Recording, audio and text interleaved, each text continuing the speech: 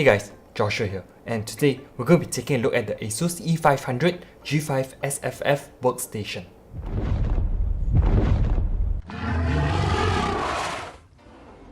Before I get started, I'm just going to highlight that this is not a machine made for gamers or even normal consumers for that matter. This is going to be a product that is targeted more towards corporations and more commercial clients that do editing and graphic design, and this is just going to be a quick overview of what this machine can offer. Moving on, the design of the ASUS E500 G5 SFF is slim. It measures in at 410mm in length, 96mm in width, and 330mm in height. The entire unit is in black with only a very slight checkered design paired with an ASUS logo on the front panel and some air holes for ventilation on the side. You can really see the no-nonsense thought put into this design. This literally feels very all work and no play kind of thing from the looks of it. For connectivity, on the front there are two USB 3.1 Gen 1 ports, two USB 2.0 ports with a headphone and mic port. Open up this front panel and you get a disk drive paired with a card reader.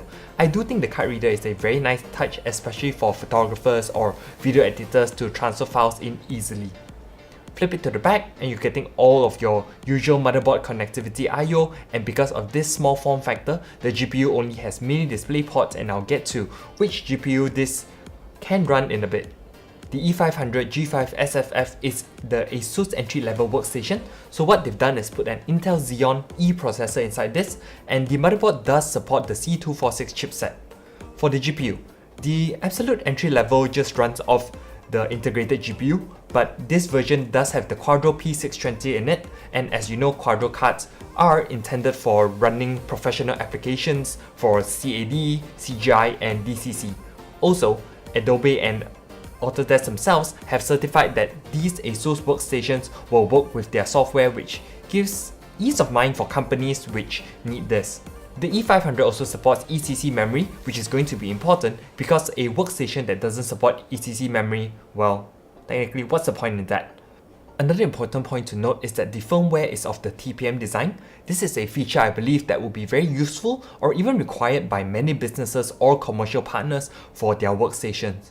There's also an interesting function built into the case, which is called chassis intrusion.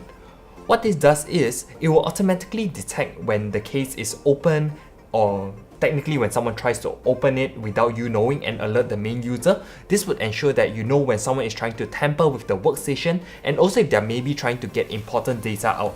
Everything added together, from your Quadro card to Ecc Memory support, you'd actually expect this to be really expensive, but it really isn't. The price starts from 1,599 SGD, and you need a more powerful workstation with better, say, CPU chips or GPU. ASUS does provide customized to order options as well. If you're interested, I'll leave their contact in the description box below so you can check that out, because this isn't an exactly so-called off-the-shelf item, as different companies would want different configurations based on their own usage. Anyways, that's it for the overview of the E500 G5 SFF workstation. I think it's really interesting to see how ASUS has their hands in everything from gaming, productivity, and even these dedicated workstations for photo and video editing, graphic designers, and so on and so forth.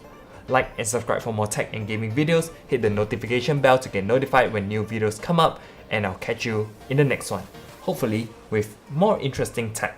Ciao!